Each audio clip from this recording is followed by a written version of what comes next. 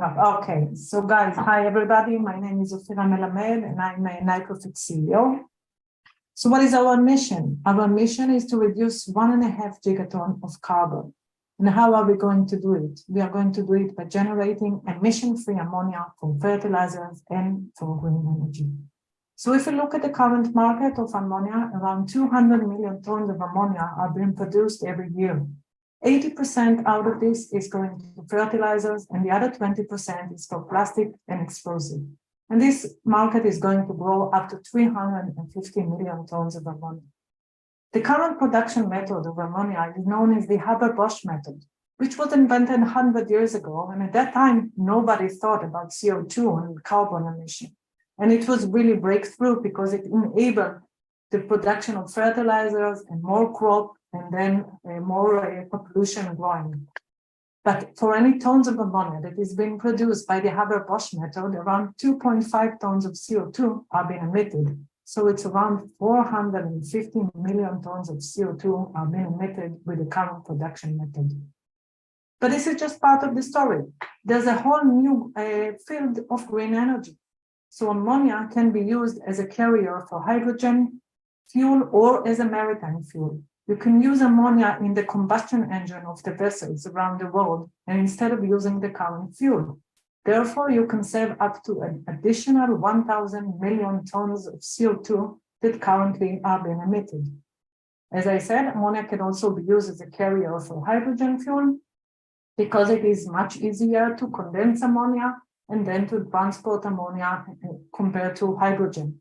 Then on the side where it's needed, you can crack it back to hydrogen. So what we are doing, what is the breakthrough? And it is such a breakthrough. So many people around the world are trying to solve this problem of producing emission-free ammonia. And this is really amazing. We sourced the technology from the Weizmann Institute, from Professor Ronnie Newman, that he was able to do electrochemical reaction with water and air and to produce ammonia. And why it's so amazing? It is amazing because nitrogen has such a high energy barrier to do any reaction, so you have to cross this energy barrier. And to cross this energy barrier, you have to apply a lot of voltage or a lot of energy. He was able to find the catalyst, the right catalyst that holds the nitrogen and reduces this barrier and enabling having the reaction at low voltage. The meaning of it is low energy. Meaning of low energy is low cost of production. And this is very important. This is what makes this technology competitive to the current Haber-Bosch. So we are able to do industrial production of emission-free ammonia at a low cost. If we look where we are, so we are seed. So we sourced the technology from the Weizmann Institute where they did everything in a lab scale. And we were able to move to a flow cell, which is more industrial approach. Later on, we are intending to have the stack of flow cells, which the next step would be ammonia generator, which generates larger quantities of ammonia. And of course, think about it. It can be located any place around the world. If you have renewable energy, you can generate ammonia. Think about Africa, think about South America, think about places around the world where you cannot produce ammonia. More than this, we had a lot of discussion with other companies where they need, with the current method, fossil gas. And about last year, when the pipe of the fossil gas was damaged between Russia and Europe, they couldn't produce ammonia, so they had no ammonia. 1 minute warning. Sorry? 1 minute warning. Okay, I know, 1 minute. So who's our customers? So we are aiming the farmers, which has 2,000 acres. And they consume around 100 tons of ammonia. So we are aiming to them and some chemical industries company. We had discussion with companies that are doing colors to the air and they to dye the air. And they need this emission-free label for all their supply chain. And who's the team? The amazing team. So first of all, me, I'm more than 20 years in the printing industry. And doing different roles in the R&D, business development. And I decided to move to climate because I want to do the change in the world. Meital, our CTO, she is amazing. She knows how to take things from the lab and move them to industrial and to product that can produce large quantities. Yehuda Bornstein is a co-founder and a board member. He's a serial entrepreneur in the climate tech, and he's involved in some companies like Repair, Carbon. Time is up. Okay. And Professor Ronnie Newman from the Weizmann Institute. Thank you. Very cool. How much are you guys raising while I bring in the other We are panelists? raising $1 million to finalize 2023 and to have our stack cell working. Now we have. Sorry, go ahead. I was going to say another Yehuda company. We had Climate Crop on, an advisor over there. You want to kick things off, Melissa? Sure, happy to. I guess my first question, as a customer, are you purchasing one of the ammonia generators, or how are they getting access to the product? So the intention is to sell those ammonia generator. We started conversation with FBN, which is the pharma business. I forgot the last, and they are willing to be our retailer in North America and in Canada. So the idea is to sell those electrolyzers and to have them. You do need renewable energy. So in Iowa and some location in North America, you do have renewable energy. In Canada, by the way, you have it from the grid itself. So it makes things a bit easier. So to have this generator on the field to generate the ammonia that is needed. By the way, we are generating ammonia as a gas, and this ammonia as a gas can be piped into water and then to have ammonium hydroxide. So you can have 30%, 40%, 50%, whatever you need of the ammonia. You can pipe it into nitric acid, and then you have different fertilizer. So it opens a wide range of opportunities once you have this system. Mm-hmm. And what is the cost of the system? So the one that produces 100 tons a year, so for now, what we aim it to be $250,000. $250,000. And how large of a farm needs 100? You said 100 kilograms or 100 tons of fertilizer? Tons. So 1 acre requires 60 kilos a year. So 2,000 acres requires roughly 120 tons a year. So this is what we are aiming. How's the price point compared to traditional petrol-based fertilizers? So if I can share my screen, so I can show you. Do you see my screen? Yes. So those are the prices for the ammonia. So you can see the price. This is the anhydrous ammonia, meaning the gas. Ammonia, of course, it's fluctuated versus the gas prices, but even the minimum one is around $700 or $800. And we are aiming to be at around 1 minute. I need to share it back, but it's in a different. So we are aiming to be around $400. The cost. It's a high. The slide is high, so I cannot show it. 400. The cost of the production would be $300 per ton. Okay, so less than half then.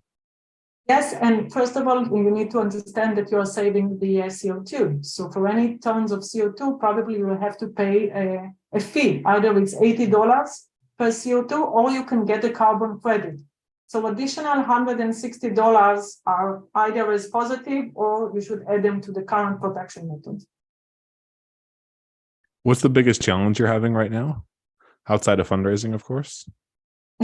Thank you. So the biggest challenge is now we are moving from the flow cell and doing the flow cell and choosing the right membrane to do the reaction. And we have some challenges, but everything is doable. So currently our electrolyte, it is dissolved within the solution, within the electrolyte. So we are embedding it on the cathode, on the electrode. So this is some of the challenges. Are there any rare earth elements or other exotic products in your cathode or in your stack? Sorry, again, I couldn't hear. I'm curious what else is in your stack beyond the catalysts. Are there other rare earth metals or delicate membranes? So thank you for asking. So our catalyst has no rare metal, so it's known material. So if you ask about other technologies, and you didn't, and I have no time to discuss. But there is another technology that produces ammonia, and it's doing it from lithium and ethanol. first of all, the price of ethanol is roughly the same price of ammonia. So it doesn't really make sense to produce ammonia out of ethanol. But the second thing, they are using lithium as their catalyst or as the reduction of the energy. So again, it's a rare metal, and we just heard how complicated it is to use lithium and the cost for lithium. So of course, this is less. Anyway, but it's a very nice work from research point of view. We had really nice success, and I think it's deserved. And from your perspective, what's your timeline to commercialization, like from now to the first generators being sold? So by the end of 2026, we are aiming to have our 100-ton systems, electrolyzer that produces 100 tons a year. So it's a few hundred kilos a day. So the idea is by the end of 2023, next year, to have everything with the stack, and then start the engineering, but start requiring all the pilot and building those systems that by the end of 2026, we can start selling those systems. And then what does the competitive landscape look like, and how have you kind of differentiated yourself from your peers? Okay, so the competitive landscape, can I share? Yeah, of course.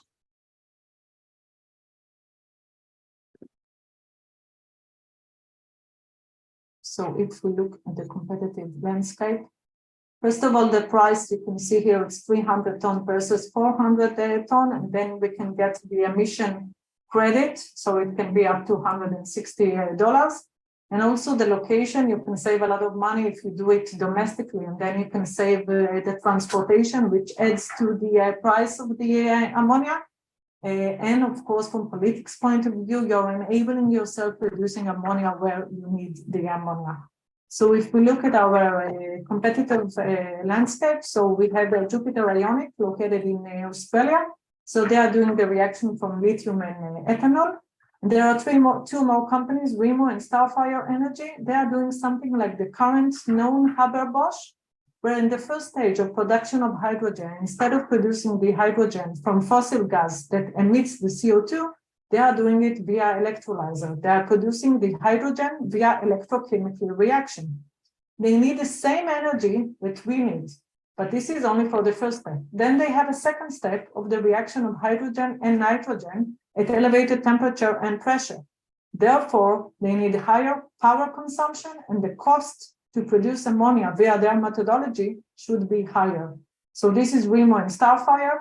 By the way, Starfire was established in 2007, and they're having like a full solution of cracking the ammonia back to hydrogen.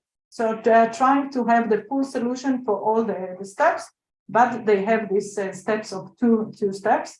Remo was established this year, and they are doing, as I said. In electricity, I put it here because some people are in debate. They are producing nitric acid, which is totally different, but it is fertilizer. So that's the reason it's in the list, but they are producing nitric acid that does not fit to the energy market, which requires ammonia. They are doing it via plasma and energy. It's very nice work, but for our calculation, they do need a lot of power. But again, it's a different technology. Thank you.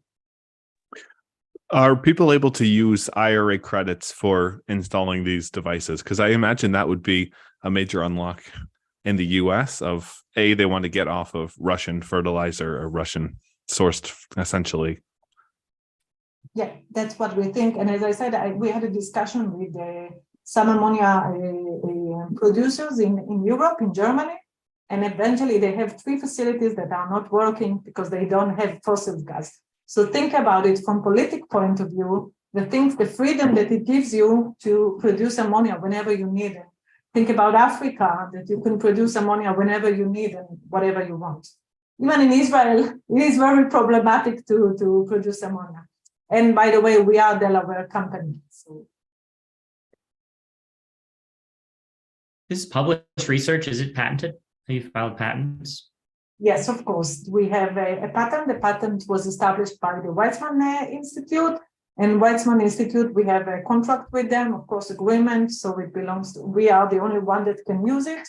And any new patent that would be written by Professor Ronnie Newman, which is part of is in our scientific advisor, would be for NitroFix. We are the only one that can use it. It is PCT all around the world. Great. Thank you. How'd you I'm meet curious- Yehuda? I met Yehuda via Weizmann Institute, so we have mutual friends. So he introduced me to Yehuda, and I think it was an amazing meeting because it was like an initial click, him and me just talking and say, "Oh my God, this is what I looked for."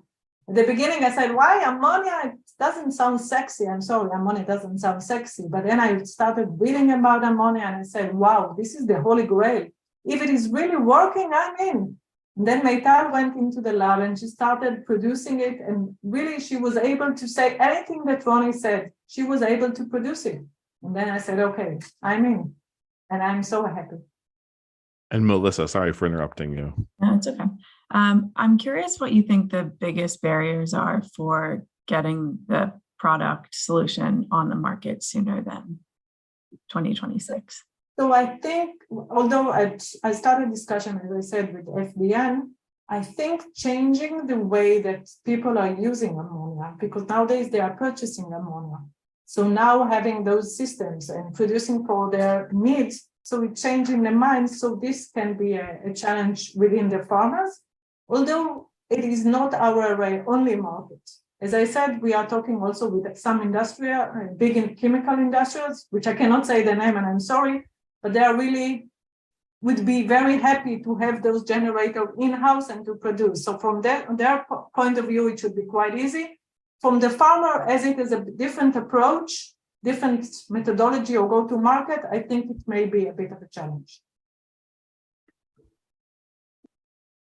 Also, we started a discussion with some maritime companies, but they need large quantities. So by the end of 2026, we will be able to produce only 100 tons a year, and they need like 1,000 tons a year. So we are aiming to approach them or to start working with them later on when we will be more mature and we can produce larger quantities.